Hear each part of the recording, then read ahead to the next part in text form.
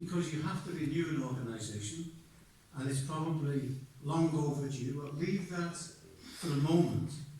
It's necessary and it's urgent because of my health position. Because as many comrades are aware, I've got cancer. I'm not the only one in this meeting, by the way. There are at least 2 or 3 other comrades who've got a form of cancer, and that says something about this disease, because my commiserations go out to them, my sympathies go out to them.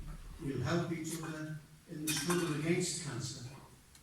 But nevertheless, it's a fact of the age, literally the age, and also of the period that we're going through, because the majority of people will experience some form of cancer. I hate to bring you the great news for the future, but why should I keep it to myself? After all, we're communists, we have to share these things. But that's the truth of the matter. And I've had experience in the NHS, and it's absolutely incredible, the kind of treatment that I've had so far. And there's every possibility, and it's my expectation, what would you expect, to actually defeat this. And I'm sure the other comrades who are going through this will have that approach. But it's necessary to step aside and to make way for others who can continue the struggle. It does not mean to say that I will not be still engaged in the struggle. You know, Trotsky once made a statement that his faith in the ability of working people to fight, in the idea of socialism, of solidarity of the working class, it was with him when he went into the workers' quarters in the very early stages. And it remained with him throughout his life, and on the eve of his assassination he makes a comment about that. Well, it wasn't a question of us going from another milieu or from another class into the ranks of the working class, because we were born into the working class, and we just assumed that position in relation to the working class struggle itself. So there's no question of us excusing ourselves or not being involved in the struggle. We will continue to have a role, but it'll be a different role to the role that we've had up to now.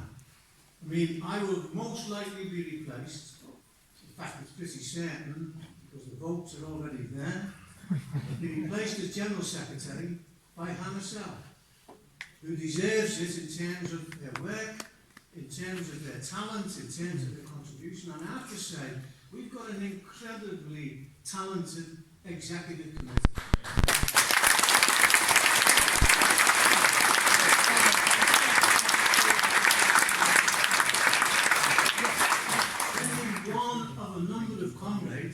Could step into my position or step into other people's position and lead the organisation. And after all, that is ultimately the test of the leadership of an organisation. You have to replicate yourself, not literally of course, but politically. You have to replicate yourself and develop a teamwork. Of course, there will be peaks of greatness in which people will shine. But we have to develop the capacity and the ability of comrades to step in to the breach and play a role. And I'm absolutely confident that Hannah will play that, because she's worked alongside me and the EC, and both from a political and an organisational point of view, and not just in Britain, but internationally, she's shown and made a contribution to the situation itself. There's no lack of faith on my part in the ultimate ability of the working class to take hold of the levers of power and carry through the socialist revolution, which will be one of the greatest dramas in human history. It will put into the shade the French Revolution, of which I'm a chronicler, or the English Revolution, or the incredible movements of the working class internationally, even of the Russian Revolution itself. But that's the drama that you and others who come after you will participate in and carry through the greatest change in history. We have shown on a number of occasions, in relation to Liverpool, in relation to the poll tax. Let's remember, when the poll tax was in its germ, I wrote material in the paper and said, Thatcher has made a fundamental error.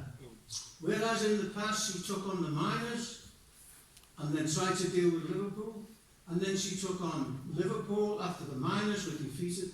This time she's made a fundamental error. She's generalised the struggle in terms of the movement as a whole. It's there in the record, in the pages of the militant itself. We foresaw that development, and we drew all the necessary organisational conclusions from that, and that's the reason why we triumphed, why it came to us, ourselves alone, Sinn Féin, if you like, but not in the Irish sense of the term. It was ourselves in the working class that went together in the course of the movement and carried through that struggle.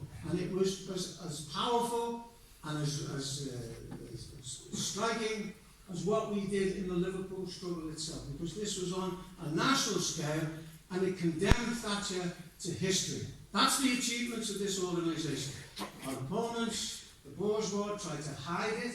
There was an element of the EU and the difficulties in the Tory party, which also contributed to the removal of Thatcher, but it was the poll tax that generalised the struggle. And there are comrades in this meeting tonight who participated energetically in that battle. That's a colossal achievement of our organisation. There are many other big and little movements which we were part of and we will be part of again. But it's time to take stock. It's time for me to fight my battle with cancer, and I think we'll overcome it and give assistance to other comrades as well. If we don't, we go down fighting, and I won't regret one day, or 1 hour, or 1 minute of playing a role in this organisation to build the Revolutionary Party. There are good prospects.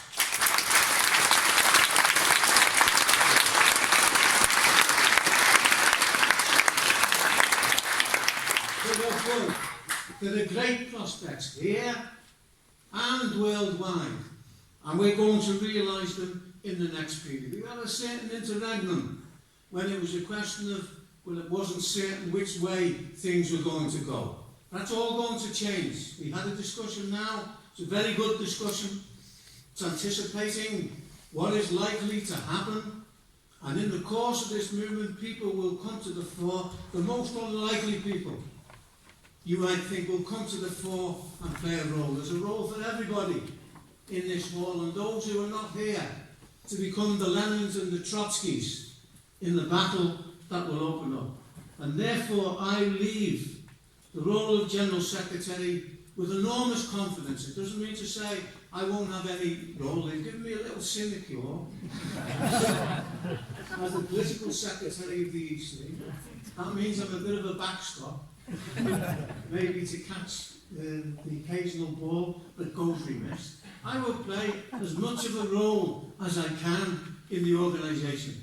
But the role of the leadership will be occupied by other comrades. I'll be part of that, but it won't be my role to give direction to the organisation.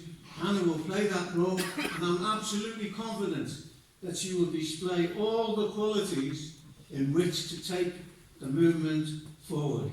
I have confidence in this organisation. I have, first of all, confidence in the working class. Not every member of the working class. Not all the backward features of the working class. We don't justify the ignorance and the backwardness and so on. But the capacity of working people, because of their position under capitalism, to find a road of enlightenment, of political enlightenment. And we'll find this in reality under the banner of this organisation. You can see the possibilities of mass developments. So therefore, comrades, this is not a sad occasion for me. This is an occasion when I can look back and say I did my duty to the working class, to socialism, to Marxism. We salute the great four teachers of Marx, of Engels, of Trotsky, the greatest martyr of the working class who gave his life for the struggle for socialism, and we've remained here. Our opponents have tried to destroy us. We remain intact, and we're going to pass on the banner that we built and the organisation that we built to future generations. They may not remember where it came from, but eventually in time it will be recognised, the role that this generation has played in laying the basis for a mass party in Britain, but not just here, a mass party on a European and a world scale.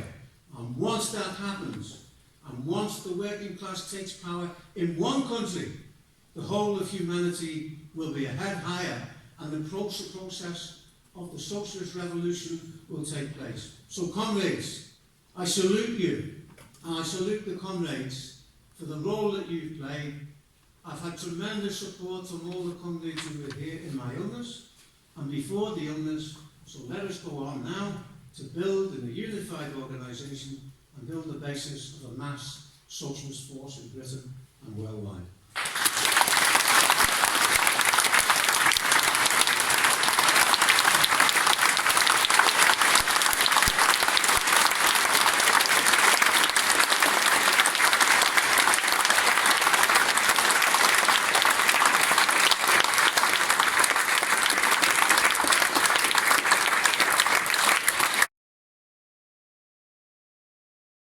Totally impossible task. I mean, honestly, any comrade who's been in the organisation for any length of time, how can we, in 5 minutes or a little bit more, give even the slightest hint of everything that Peter has done? And of course, as he's explained, he is continuing to play a role as part of the leadership of the organisation. So this is not a tribute to somebody whose time as a professional revolutionary has come to an end. But all the same, we did want to say a little bit, because it is a historic occasion in Peter having to stand aside as General Secretary. When he spoke earlier today, he said that we feel like gods up on this stage. But this is not a tribute to a god, but quite definitely to a man, to a human being, flesh and blood, with all of the foibles that we all have. Every comrade in this room who has ever organised an event and has been worried about the turnout knows better than to talk to Peter in the hour before it takes place. Because he will always tell you that nobody is coming, that the weather means all the trains are cancelled, it's going to end in disaster, and thankfully, on that at least he's usually wrong. He was wrong today about the turnout for this meeting. But of course, Peter has played a absolutely key, the key role in the building of our organisation to date. And why is that? We can't possibly explain, but I want to start with a famous quote from Trotsky that many of the comrades will know, which is that you cannot have revolutionaries both wise and ignorant. You can have revolutionaries who are both wise and or ignorant, intelligent or mediocre, but you can't have revolutionaries who lack the willingness to smash obstacles, who lack devotion and the spirit of self-sacrifice. And that spirit of self-sacrifice, that determination, is Peter to the core of his being. The longer-standing comrades all know the stories about Peter sleeping under tables and the huge sacrifice of him and Linda when they were young and first building the party in London and in Liverpool. But look, let's be clear. What Peter has done in the last year, and all the years in between, but in the last year, fighting to defend this party from an opportunist trend who would have liked us to dissolve into the left mush that exists in every country in the world, fighting against that, and then latterly fighting to beat cancer, as he has explained. He is every bit as dedicated and as determined today as he was when he began as a teenager. And without that willpower, that determination, our party would not have succeeded in what we have done to date. That's not just Peter, it's collective, but he has it to a T. We would not been able to lead the battle in Liverpool or the battle against the poll tax. We would not, as we did in the 1980s, been able to reach 8,000 members, 1,000 of them on Merseyside. Now, collectively, all of us, we're determined that what we achieved in the past will only be our prehistory. There are greater events to come. But all the same, we should recognise what we've achieved. No other Trotskyist force in Britain has achieved it. Very few Trotskyist organisations in the world have achieved the kind of base amongst the working class that we have been able to achieve. And the determination that Peter has always shown is a critical part of that. Of course, it's not enough alone. The starting point for our party is our programme, our ideas, our methods. And when we talk about Liverpool or the poll tax, most often we talk about the many comrades who played the key public roles in those battles. One of them sitting on the platform today, Dave, as a Member of Parliament. And those comrades did play critical roles. But of course, they did it as part of an organisation, a collective, and the leadership of that party had a really vital role to play in those struggles. And leadership is never down to one individual. But some individuals do play a more critical role than others. And Peter, in those mass battles, plays an absolutely critical role. I would say to every young comrade, if you're new to this party, read, if you like, the collective works of Comrade Peter Taaffe. Read the Liverpool, a city that dared to fight. It is a fantastic description of how a revolutionary party can play a role in leading a mass struggle and the ebb and flow of that movement, the tactical decisions that have to be taken. And that reflects the key theoretical, political and organisational role that Peter has played as General Secretary. Now, having said that, I'm not really going to talk about this. Tony will say more. But probably when history looks back, it won't be those mass struggles that will be the most important thing that our party and Peter in particular has done so far. It will be analysing the course of events, understanding the collapse of Stalinism and what it represented, orientating our party when other forces were shipwrecked on history. That will be the most critical role that Peter has played and has prepared us for what is to come. Now, I want to finish, because you can't possibly say everything there is to be said, on one other point, which I particularly wanted to emphasise. Because look, if you're an activist in a revolutionary party, but particularly if you're a leader of a revolutionary party, you expect to be slandered. You expect to be reviled. And the better job you're doing, the more the capitalist class will revile you. But also, those forces who want to abandon the revolution and look for an easier road will attack you and lie about you. So, it's not a surprise, you have to expect it, we're not in this for the popularity. And Peter would always say, it's like water off a duck's back.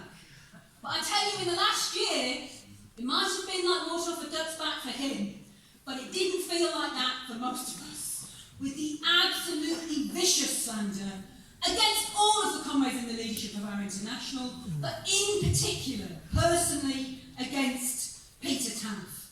The idea that he was motivated by his own personal position. Absolute nonsense. By the way, Peter's authority has never come from titles. It's not from the fact that he's General Secretary, or was General Secretary. I don't want to be grandiose, but Lenin was never a General Secretary. It's a question of the political role that you're playing. And it's from that Peter's authority has come. But he has never, ever taken a personal approach. In this debate, for the first time in the many decades I've known him, he has talked a little bit about his personal role. And that was necessary to defend his and our record against the lies that were being told NFF opposition. But it's alien to Peter. I remember personally, as a young and relatively new EC member, making a speech where I said, I this, I that. And I actually did it because I wasn't really confident I was put in a position in the EC and I didn't want to tie them into whatever I was saying. But Peter saw me afterwards and said, look, you made some good points, but you were speaking for the EC. It's not I, it's we. And you listen to Peter talk. He always put things in terms of the collective, of what we have done together. Sometimes taking it a bit far. We even about books he's written, which will definitely are not we. But it's a correct approach that he sees things in terms of building together collectively. In all of my experience, and of all of our experience, yes, we sometimes have sharp debates, and that's necessary. But Peter's approach is always to encourage the next generation, to give them space. If he thinks that comrades are wrong, to take them up in a way that doesn't undermine their confidence. To encourage other points of view, to be part of the leadership and part of the organisation, to discuss and debate ideas in a free way, above all to listen. Because, Peter will often come to the EC and say, the postman said this, or the man in the gym says that, and it's a reflection of the fact that he's always listening to the working class, to the party, and adapting his thought processes on the basis of what he hears. Now, I'm going to stop now, but I just want to say one last thing to the party collectively, to everybody, which is that we're here today paying tribute to an outstanding comrade. But we don't want to give the idea from that we are a party that is about a leader and the rest of us. We're not. We're a collective. And above all, in order to be able for leadership to be able to develop its programme correctly, it has to have an interaction with the membership who are interacting with the working class. That's always been Peter's approach, and it has to be yours. We collectively are aiming to fight to become a leadership of the working class. So if you're younger and newer in this room, and you want to pay tribute to Peter, do it by having determination and self-sacrifice. But also do it by developing your own theoretical understanding, grasping the ideas, imbibing them. We don't mean by that having an academic approach. Peter didn't go to university, Tony didn't go to university, I didn't go to university. It's not a question. It's nothing in common with academia. It's being representatives of the workers' movement and grasping and understanding Marxism in order to be able to apply the method of our party. That's the best that all of us can do to prepare for the mass events that are coming. It's wrong for us not to register here what we are debating and discussing and acknowledging.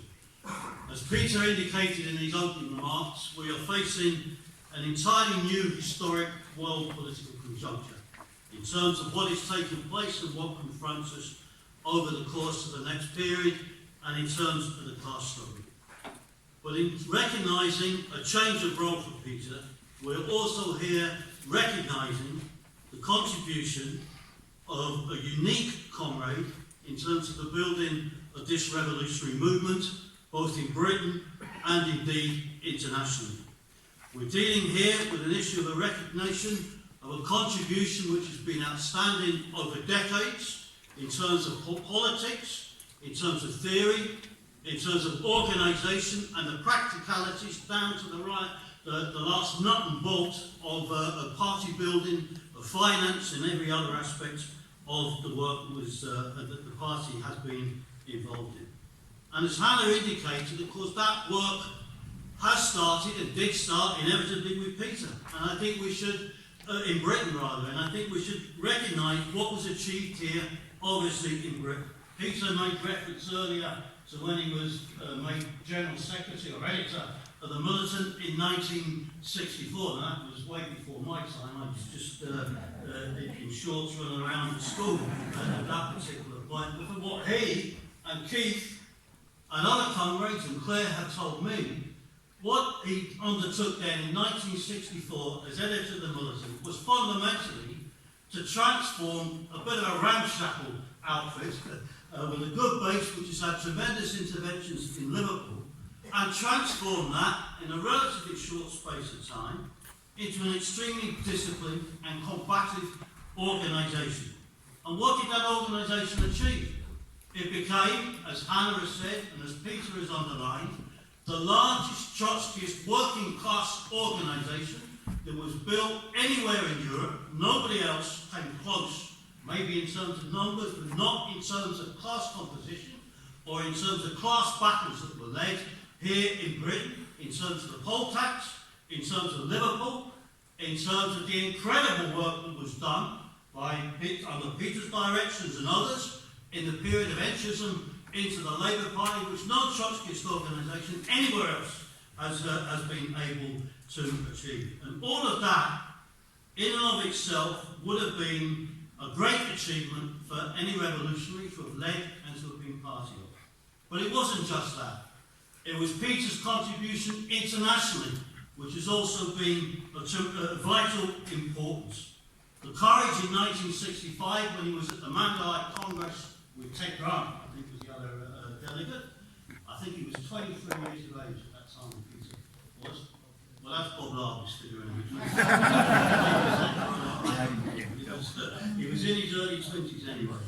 But in 65, to take the position of opposing what was then the Trotskyist international leadership, or alleged Trotskyist international leadership, with a very small force, to take and have the courage to break from that, to be isolated to a relatively small handful, a very small handful in relation to Britain, and in essence to start again, was a measure of that political understanding and determination from that particular period. And I think while we've seen the progress that we've made in the course of the past year, with every international twist and turn, it provokes a convulsion within the revolutionary movement. That's partly inevitable. And we've had one, of course, as we all know, which came to its climax 12 months ago. But I do think one of the worst aspects that we saw in the course of that dispute by the NFF, which was a reflection of itself politically, was the rewriting of history that they tried to undertake in the dispute and since the actual split has taken place, and the issue of personal vilification, because that is not just an incidental question. It reflects a political method, and it was mainly directed at Peter. And why was that? Because of his political and theoretical role, his implacable position of seeing exactly what has taken place and what they represented, because he'd been through that experience before in dealing with the Mandalays. But they tried to equate and let us register what was achieved internationally, politically, in terms of the contribution. In Ireland, of all places, given the fact that is where we had the dispute started, in terms of the founding of the section and developing our position on the national question. In Greece, despite Andros's attempt to rewrite the whole history of the Greek section, of going there as the dictatorship fell, fusing two groups together, which then became an organisation of 800. And that is, Andros refutes that now. I was lucky enough to go to Greece in the 1980s, way after Peter had gone there, and they were 800, and they had workers in their ranks in that particular period. There was pioneering work in India, the first comrade, I think, for the International to go to India, opening up the work there which eventually led to Jagadish and the group that we have there. But the work in Sri Lanka, the first comrade, I think, to visit Sri Lanka following a series of discussions which had taken place as the group and the party came around us at that particular time. In Spain, with the Old Woods group, the recruitment of key figures there who came over to the Young Solstice Conference in the 1970s. South Africa, these people now, they are claiming that they were involved in the struggle against apartheid, lift from Sweden. I mean, it's farcical. But the group that came towards us from South Africa in exile, which Peter played a key role in discussing with, and has always had the orientation towards the working class, reflected not so much in the discussion maybe with the South African group that became our section, the discussions he had with Cyril Ramaphosa as then following the discussions to many of the experiences that Peter had passed on, and it was a key contribution to Ramaphosa going back and building the National Union of Mine Workers. And a copy of the Revolution. And a copy of the Revolution Crusade took back there. But nevertheless, and that, by the way, is a measure of how we've had this consistent orientation to the working class, reflected in the discussions that Peter, Rob and other comrades still have with McCoskey and other trade union leaders at the present time. And that was in the pioneering period of the CWI. That does not take into account what he's done in terms of the visits to Pakistan, Brazil, Chile, the critical visits that were made at different stages to the United States. Now, all of that is the question of the real history of this organisation, the accumulated experience in terms of the position, but also on the key political questions, as Hannah emphasised in her intervention. And it goes back to when he was a youth. I've done a lot of writing recently in the last years on Latin America. Peter began the analysis on Cuba. Read the article he wrote at the time of the Cuban Revolution and just after establishing the position. Not as an old veteran of the movement, but at that stage, 59, 60, 61, obviously as a young revolutionary. But the role of the collapse of Stalinism, on the question of the open turn, on the question of the class character of China, the question of analysing globalisation of the world economy, all of that, Peter's played an absolutely crucial role. And I would say, I think one of the factors for comrades from the International Secretariat, you sit in the meetings and we discuss the work in this country or this or another country.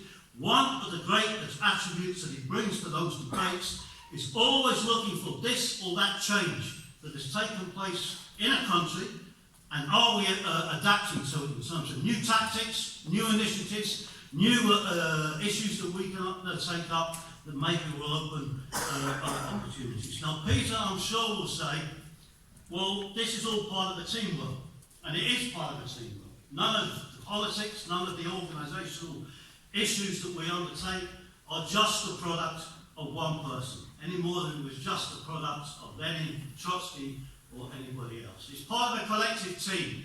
That's the emphasis we placed upon the building of this organisation for a whole period, and it's been the method, really, of Bolshevism as well.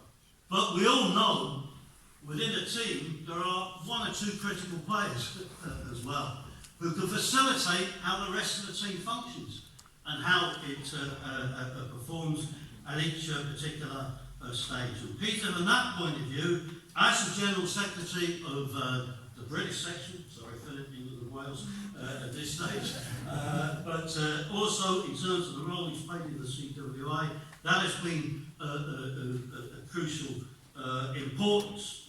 Maybe that method that he's deployed from that has been taken by his other passion, which is football, of course, as he's been pursued. And we have many experiences of that going back a long, long way. The games that we used to play at Mentmore Terrace every day, as Peter used to come off and boast, he and the rest of the comrades were legends in their own lunchtime. It's a famous phrase. We saw the importance of the team. There's very few comrades now remember this. The match we played against Puppy Labour Party, when we had a great team. And we had a star player, Wayne Jones, and he went onto the pitch and we were all like that, and we were going to crush these reformers. And 5 minutes later there was a cry of agony as Wayne went down with a broken ankle, and you can physically see them around outside just sink. We recovered for the next match and we beat them. But we lost that particular one. You know, as he's had the passion for football, it's been disputed with other comrades, as Alex Fraser put it to me a few moments ago. Peter's political analysis has been spot on. His choice of football teams has had something to be desired. That's the message for the supporters of football. But I think, comrades, one of the worst criticisms or insults that was levelled has been on this question of xenophobia. I mean, firstly, it demonstrates a complete ignorance of the history of the movement, the history of Saunois, actually in terms of what they've alleged. Saunoviefism was one of manoeuvre, of intrigue, going behind the scenes and not putting things forward honestly and openly. And you could never level that criticism of Peter. If he doesn't agree, he says it. He's put bluntly. And that's been the attribute which has helped to clarify and develop and sharpen the organisational and political work of the whole of the International over the course of the past period. Now, comrades, there are many things I think comrades could add, and we'll have that on accounts. I think as we're dealing here in part, as we're all getting a little bit greyer, we're all getting a little bit older, this new period is also part of preparation for the developing of a new generation of revolutionists as well. And I think it is an attribute to the older generation, Peter in particular, how he's always had the approach of both inspiring and encouraging the newer generation and younger comrades. Doesn't mean to say he hasn't corrected us, well, us, you know, when mistakes have been made. That was done when we were leading the Young Socialists, that was done in a previous period. But it's always had that attribute of inspiring younger comrades and encouraging them. I remember the first time I met him, I was 15. He came up to Leicester, Heather had recruited me, I had a school uniform on, and I went down to meet him for a discussion, and I thought, oh God, what am I going to say to this guy who's come up to London? And of course I didn't really have to worry too much about that. But nevertheless, I went there with all sorts of crazy ideas. I looked towards the IRA, I had a picture of Mao Zedong and Che Guevara on my bedroom wall. I was still swinging incense as an altar boy at the Anglo-Catholic Church. An ideological mess. Really probably doesn't remember the discussion, but I remember coming away from it a lot clearer on a whole number of issues, but in no way feeling put down. And I think that's a key attribute to when we're discussing with any comrade, you know, to clarify issues, but not to ensure that comrades are put down. Now, I think comrades would be remiss not to emphasise here also the role that has been played by Peter as General Secretary and will continue in the course of the next period to support comrades as friends and as comrades he's disagreed with, always has expressed a concern about their health, their well-being, what situation they're personally in. And I think that is a great lesson for all of us in terms of playing a role as full-timers, branch secretaries and what have you, in terms of nurturing the comrades that we have in our own ranks, the comrades who are giving great sacrifice in terms of this struggle that we're all collectively involved in. So I think, comrades, in recognising a change of role to Peter, we should, as a party at this Congress here, salute and appreciate and record our appreciation for the role he's played in nearly 6 decades as General Secretary of the Organisation of England and Wales, as a crucial comrade in the leadership of the International, and look forward to the continued contribution that he will continue to make in the building of the organisation here in England and Wales and internationally. So I appeal to the comrades again to show their appreciation and thanks for the work and sacrifice and work that Peter's undertaken over the course of the past decades.